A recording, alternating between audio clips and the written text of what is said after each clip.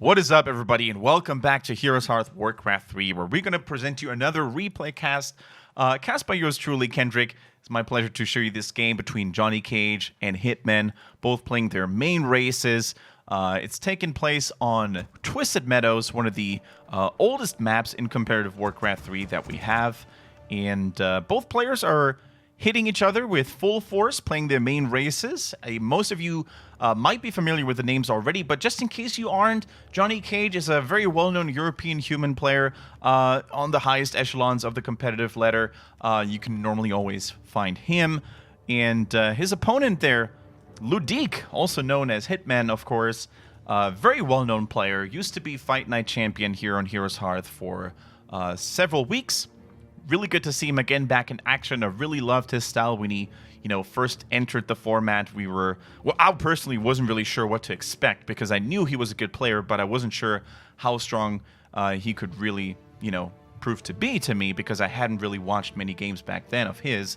But he really convinced me. Hitman really delivered some fantastic games, and what mostly struck me when watching Hitman was his ridiculously good map awareness. He always seemed to know where his opponents were, what their plans were, when he could strike, when it was safe to attack, and only did he fall to Effect, who's our current reigning champion on the Warcraft 3 Fight Night on HeroesHearth, which you can check out, by the way, every second Friday of the month. This upcoming Friday, which is going to be today, actually, funny coincidence, I'm casting this on the same day that the Fight Night is going to enter another round. Yeah, you can always find that on our Twitch channel live, twitch.tv/HeroesHearth. If you can't make it live, no biggie, we've got you covered. The VOD is usually coming onto this YouTube channel a couple of days later. So back on this game, though, let's focus on what's going on early on here. On Twisted Meadows, we see relatively normal style by both players, no crazy exotic strats here. Blade Master first. Hitman loves that hero to death, and for good reason.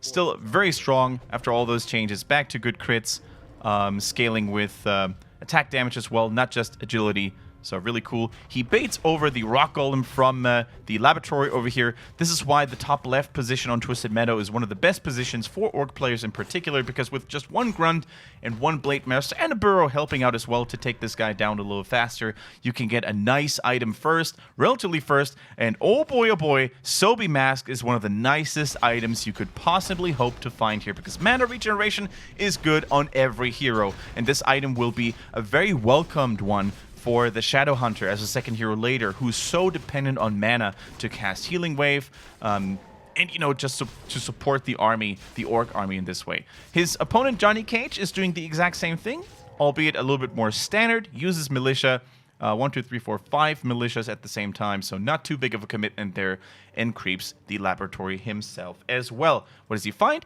A belt of giant strength. Meh, not really as good as a Sobi Mask. I mean, an Archmage doesn't really need it too much because of the Brilliance Aura anyways, but the belt of giant strength is going to deliver a little bit of additional tankiness against the Blade Master, who could oftentimes just harass squishy intelligence heroes in the backline, so certainly not without use, this item after all. We enter night phase, so vision radius gets reduced a little bit, and creeps, of course, fall asleep. Now, where's the Blade Master at? He's stealing a little bit of creeping material away on the opponent's side of the map, and he spots... We mentioned this before, didn't we? The map awareness and the map sense of Hitman is almost second to none. It's so good. I mean, sure, his original plan was to take away the experience, but I think he was also anticipating another militia creeping attempt here. With just militias, you can get rid of the gnolls, provide additional experience while your Archmage is doing the exact same thing on the opponent's side of the map. But Hitman says, I'm going to take 2 of those down. I'm going to prevent you from getting that extra juicy experience as well. And this is looking really good for Hitman right now. Getting the Blade Master up to level 2 and a little bit above that is really nice, because normally we're used to seeing the Blade Master harass a lot, and it is not uncommon, let's put it this way, to see the Blade Master still at level 1 when the Shadow Hunter oftentimes arrives. So, nice creep still there as well. It's just a mini creep, but hey, a creep nonetheless, free experience. No one is going to say no to that in Warcraft 3. Now, he needs to be careful not to get surrounded, but of course he has enough mana. Anyways, thanks to the Sobi Mask. which allows the Blade Master to actually spam Wind Run consistently. Wonderfully done. And this is already off for a really good start here, I would say, for Hitman. Uses the Grunt as well to follow the human Archmage, who is probably going to buy Boots of Speed. Or maybe a Telestaff. No, it's the Boots. So, Boots of Speed and Telestaff are two items that can be used to, first of all, grant a little bit of extra protection for the Archmage, should he get surrounded, should he get threatened by something. But also, of course, the Boots allow to kite a little bit better, which means he can keep his distance, shoot his fireballs from a safe distance onto the Blade Master and Orc units. This is a really nice item, and with those movement speed boots, the Archmage actually becomes one of the swiftest heroes available. Pretty cool. Now we see the dreaded and infamous human attempts. Oh, the peon actually very nicely done here. Tries to deny passage into the orc base because you don't want those water elementals. You don't want those footmen to hit the burrows, which is basically the Achilles heel of every orc base until fortification upgrade has arrived. So now we see the footman. No shield upgrade, I think. Otherwise, he probably would have used it already. But even without it, I think the footies are resilient enough to cause a little bit of damage. But look at the blocks now. The Blade Master getting one, getting body blocked by his own water elementals. And of course, the peons earlier blocking access as well. Very nicely done. Shadow Hunter is here as well to join the fray and help the orc defense, who went Hex, by the way. As you can see on the overlay. Hex first gives you a little bit of a better time to surround and chase down the Archmage. But movement speed boots, as we said earlier, the movement speed is so helpful when it comes to kite and escape such harassing attempts. Really cool to see how JohnnyCage was not idle, just running away and microing the Archmage. No, he actually sent the Water Elementals and the Footmen back into the Orc base, but Hitman also reacting equally well, using the peons to repair, and no burrow was killed, which is really good. We oftentimes see Orc players crumble under the pressure of human when they get one or two burrows, delaying the tech, delaying the units to pop out at tier 2 quite generously, though. So really good to see. We see Spirit Walkers. Ooh, the Archmage actually took, I think, a boulder to the face here. Very dangerous. There could always lurk. There could always be this invisible Blade Master. And at this point, I think the Archmage needs to heal. Otherwise, it's so dangerous to even move out, because one Wind Run, one lucky crit, and the Archmage is a goner if he doesn't use TP too quickly. And you can really see how this now cripples JohnnyCage more than it should. What he could do alternatively, instead of just waiting for the shop to finish, is just use the Mountain King and some footies and maybe creep something on the map. But you can really see how JohnnyCage is now kind of scared to move out too much. He goes for the Knolls after all, tries it for the second time to take this camp. This time, though, instead of just militia, footies and water elementals are joining the fray as well. Hitman, though, as if he had a sixth sense, a spider sense that tingles every time JohnnyCage tries to start this creep camp. He's here again, and he knows what to do. He focuses on the Archmage. Hex, no TP, crit maybe, another lucky one, and he might actually execute the Archmage. No, barely, not enough, and the TP goes through, and the Archmage is safe for now. But the damage has been dealt. One priest even dying there as a nugget, as icing on the cake there. Wonderfully done by Hitman. And remember when the Heroes Hearth Fight Night went down, Hitman against Effect, who dethroned him later then, it really seemed that Hitman didn't feel comfortable against human. And he also admitted that in one of the discussions that we had, that he doesn't really like the Orc-human matchup. In fact, very few Orcs like it. Grunt has to fall there to the creeps. A little bit of a mistake there. But very few Orcs these days, I would say, feel comfortable in the matchup, because human has so many strong weapons in their arsenal to deal with the Orc army. One of them being the Mountain King, the other one being slow on sorceresses, though. Luckily for Hitman, we don't really have a lot of sorceresses in the fight yet. Now 3 are joining the fray. And now this is a little bit of a problem. There is Dispel, of course, available on these Spirit Walkers, but if they're getting focused first, they are the ones struggling, and they are the ones who need to run away and kite. Let's see what we're going to find here. There's a little bit of a fight happening. Earlier, by the way, the Scourge Bone Chimes were dropped, which is an excellent item for Raiders and Grunts and Blade Masters alike. But now you can really see how that slow effect kicks in, and the Orc is basically just left with one option, and that is run away. And this is really the crucial moment of the game where the Orc needs to decide what to do. Do you go for an expansion? Do you try to go for tier 3? Do you try to go for a third hero? There's only so much an Orc can do One thing we also have to mention, of course, that causes a lot of trouble to Orc players are the Spellbreakers, where there's not really a natural counter on the Orc side of things that's viable in pro play as well. Torn, of course, come to mind.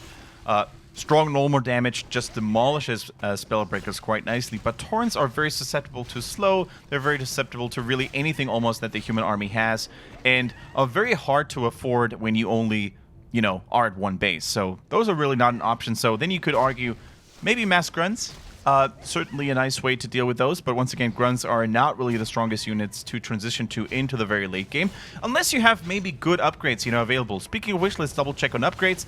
Not really good upgrades to be found here on the armor side of things. Only one armor, sorry, on the grunts. So, you know, you can try what you can. Spirit Breakers are certainly nice to deal with the water elementals and the slow right now. Beautifully shifts it back into spirit form as well, so they can only be damaged by magic damage. Really good micro on the Spirit Walkers here on the side of Hitman. Now, this fight is still raging on. Shadowhunter in a little bit of trouble. Could be transferred the TP over if he... Wait a minute. No, he doesn't even have a TP. So this is a disaster right now. If the Shadowhunter falls, this is the core unit, the backbone of the Orc army, basically dead. No more healing waves, no more hacks. But the question is now, can Hitman return the favor by taking out the human second hero? Beautiful surround, closes in the gap on the Mountain King. He gets invisibility though, debuffed as well. Another great move by Hitman, drops the ensnare and takes him out with a double crit combo.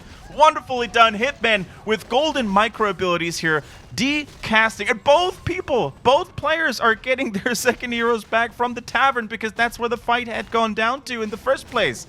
Both second heroes, though, starting off without mana again, but the slow is kicking in. The bash hitting the Shadowhunter where it hurts the most. Can he take him out again? A back-to-back kill on the second hero of the Orc. The Mountain King with a level up, but the Mountain King is going to die again. The Dwarf is no more, and it is absolute insanity. Both players at this point are probably running out of resources here to go for another revive. We see the Sorcerers now being focused. The Blade Master is still untouched for the most part. Even peasants, militias were taken into this fight. That's how long it went on and raged on. But in the end, no real winner is determined. A level up for the Blade Master. Level 5 against level 4 Archmage. This guy now needs to be super careful. Gets ensnared. No damage left on the human side either. It is going to be a crit fest here. No TP on the Archmage. Are you kidding me? Is Hitman going to do it? Or is he actually losing the Blade Master first? Has to use Wind Run. And he has to disengage. Another buyback on the Mountain King. This was an expensive fight for both players. Absolutely nuts and incredible what happened here. We saw strong individual micro performances by both of them. But I gotta say, I'm particularly impressed with Hitman and how he handled the situation there. The dispel on the invisibility on the Mountain King, absolutely golden. Then we saw the right targets being focused down at the right time, and a level 5 Blade Master is no joke, even for a human player. So, if, and that's a big if, guys, I know, but if that Blade Master makes it to level 6, are we going to see stronger crits, stronger wind runs, or are we going to see Blade Storm, which I know at this point would probably be the fans' favorite? And considering myself a Warcraft 3 fan as well, of course, I am with you on that board, and I want to see it as much as you guys want. Crit! Crit, double crit! Wind run crit! Triple, baby! Hit him up with that damage, Blade Master, and he gets away, or is he? The Mountain King has enough mana for another Stormbolt. No way, he's not going to make it, and that is a level 5 Blade Master. Can't believe it, Hitman, that is. He gives a Lamau, and I can't blame him either. Oh my goodness, both players are not going easy onto one another. They're losing second heroes at the same time. They're losing first heroes at the same time. It is an absolute hero brawling fest. I can't believe what's going on. Absolutely incredible. This was a big chunk of experience for the Mountain King, and if this dwarf gets out of control, level 4 now, thanks to that raider, by the way, it looks mighty rough. Why does it look so mighty rough then? Because Mountain Kings are very dangerous. Strong damage, tankiness, movement speed, they've got it all thanks to this Boots of Speed item here. Very, very dangerous though. Blade Master back in the mix, gets a Spellbreaker for his efforts. Wonderfully done. Another Ensnare, gets a Priest here if nothing goes wrong. Boom, there we go. Beautifully done. And as good as a Blade Master, as good as a Mountain King can be, that's a 5.5 Blade Master.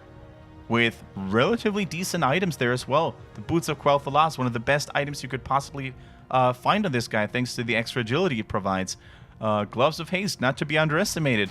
And now, of course, with that advantage of having your first hero available, he can take creeps while the human player has to hug the base, basically, and wait for the Archmage to arrive again. Because a Mountain King without the Brilliance Aura is only half as good. He needs mana to cast the Stormbolts, you know, otherwise he's not going to be as strong. Mountain King, by the way, did not go for Thunderclap, which is one of the greatest weapons against orcs. When they're slowed by the sorceresses, you just clap them down the map. And this weapon will not be available for the Mountain King so far. Finds the Mountain King, actually gets bashed immediately. Are you kidding me? This was one lucky dwarf. And thank God Hitman had enough mana left to cast Windrun immediately, because those Spellbreakers were already hitting the blade, which of course saps mana away slowly but steadily. Now we see another crit. We see another focus attempt on the Mountain King by Hitman, ensnares him, hexes him as well, crits him to death. Here's a healing wave. The Mountain King has, of course, a little bit of healing available himself here thanks to the priests and all. This is basically a staring contest. Who's gonna win it? Another Dispel on the invisibility, another healing. Are you kidding me, Hitman? But no more mana left for the Blade Master to get out of this alive thanks to a Windrun. So he's now hunted down by several units. Normal damage is great against heroes. It goes down again. Are you serious? Another Mountain King death though as well. Level 5 for the Archmage. These guys are relentless. I'm not sure what they had for breakfast, but there must have been something to increase their bloodlust in this, because they are hammering those units, that damage onto their heroes 24/7. Now this is a slow. The slow is reapplied. The slow is still active on the Shadowhunter. Hitman realizes he cannot run away from this, tries to get a little bit of last. What? 10 HP? Cool guys don't look at kills. I say this so many times, and I think at this point JohnnyCage thought he had it already. He turned around, brings the units back into the other half of the fight, but forgets that the Shadowhunter wasn't even dead yet. With 10 HP, this is such an important save on the second hero of the Orc player. Again, also dispels the slow on the Raider, saves units left, right, and center, is now controlling the Goblin Merchant Shop, could buy a healing scroll. That's exactly what he does. Shop control, very important. Could heal those units back. Drops an Ensnare, drops a healing wave. That's the last one for now. No more mana. But thanks to the Sobi Mask, it will have a little bit of mana regeneration going in his favor there. Water Elemental immediately killed and focused and dispelled. Wonderfully done. That is one big hitter that the Orc needs to get rid of. And also we have to mention, like, speaking of items, the items on the Shadowhunter are basically keeping the Orc in the game here quite a lot. The Vampiric Aura, the Lifesteal it provides, the mana regeneration on the Sobi Mask. These two items prove to be absolutely golden. The Blade Master is back, another rebuy at the tavern, absolutely fantastic. Now, it is not really a long mile anymore to reach that level 6, to reach a potential Blade Storm fiasco for the human. Kill after kill, these workers are not really helping. The militia are basically free experience at this point. Level 5 Shadowhunter, that should be an improved healing wave right now for even more sustain. Ensnares the Archmage, tries to surround it, fails to do so at the moment though, but the chase still goes on. The Blade Master finds victim after victim, and you know what? The juiciest of victims at this point might be the sorceresses. Kills 1, kills 2, level 6, just one more is all they need. But don't get too overzealous, Hitman. Don't forget to heal your Shadowhunter, and he does exactly that with one last healing wave. Mana management and micromanagement to the max on the side of the American Orc player. Wonderfully goes in. Crit! Crit, baby! Gets another one! That's a clean 200 to the face of the Archmage. And level 6 has been reached now on this Blade Master. Full HP, enough mana for another Windrun. He is out of control. We're looking at our overlay right now, and do we see the Blade Storm? Is it going to happen, guys? He hasn't really decided yet. He's out of mana, so Blade Storm it is. It is locked in. No Windrun. He's going all in. Committed now. Wonderful. He doesn't even have an Orb of Lightning, by the way. I just noticed. Didn't really get the chance to buy one, I presume because of rebuying heroes at the tavern all the time. Not enough resources. He really needs full mana now, though. Anyways, sees the Archmage, gets invisible, though, gets ensnared. Ensnare prevents that from happening. No more Spirit Walkers, and the Spirit is actually going to the heavens yet again of that Shadowhunter. Can you believe it? The Shadowhunter is no more. That means no more healing, no more hex, only the Blade Master left alive. And he spent so much money on reviving heroes already, Hitman that is, that I'm not sure if he has enough left to actually buy back the Shadow Hunter. Level 6, no Blade Storm in sight, always sapped off mana from those pesky little Spellbreakers here. And Shadow Hunter is back. Here we go again. How much mana on the Mountain King? Not really that much anymore. Now the Blade Master, focus has shifted. As good as those Orc heroes are, the units, especially the Spellbreakers and the Sorceresses now, are a thorn in Hitman's side. And after what felt like an eternity of that fight between those two players, the Orc player has to walk home, tail between his legs, and wait for healing. Wait for mana. This is the most important thing right now. The Orc's options are limited at this point. It's basically a game of heroes with a Spirit Walker. I'm not sure if he has any Raiders left, to be honest. At least none are in sight for now. And a couple of peons. Let's take a look at the gold mines here. It's almost empty. 300 on the Orc mine, 300 on the human side of things. So both players very stressed out, very affected by this constant fighting and hero reviving, that they're running out of options economy-wise. In this case, though, if both players saved a little bit of mana, it should be in the humans' favor, because humans can build up their expansions faster thanks to power build. Orc expansion take forever to construct, unless they go for a tiny Great Hall, perhaps. And it looks like this could be where both players meet for the last time, where they clash into one another. Long distance mining now for the Orc player Hitman. It looks like he's not even interested in going for an expansion. He's just relying on long distance mining. Tries to get more Spirit Walkers out there. Spirit Walkers, I fully agree with that choice, are such an important unit at this stage. They are here to save people, to stop the sorcerers from saving heroes with invisibility. The focus on the Shadow Hunter is real. Blade Storm into the entirety of the human army. Is the DPS going to be enough, though? Shadow Hunter gone. GG dropped immediately. JohnnyCage walks away with a victory after one of the most heated battles I have ever seen in Warcraft 3 history. Absolutely nuts how this fight went from, you know, casually trading blows like players are used to in this matchup, Orc versus human, expanding into an... How long did it go? I think I would have to watch this replay again, but 10 minutes at least. Constant blowing, you know, punches and kicks into each other's faces. Wonderfully done. As a fan of Warcraft 3, I had an absolute blast casting this match, highlighting some of the finesses, hopefully, to you guys, so you enjoyed it at least as much as I did. There was spectacular micromanagement going on, dispelling the invisibility, focusing the right heroes at the right time. I have to give full credit to both players. I think this was a very stressful game, a very close one at that as well. And with that, we're going to say goodbye. And we're going to see you hopefully again with the next replay cast, with the next fight night. Feel free to subscribe to this YouTube channel if you enjoyed all the action and if you want to see more in the future. This was Kendric casting this replay to you. Thank you very much for watching, and see you soon.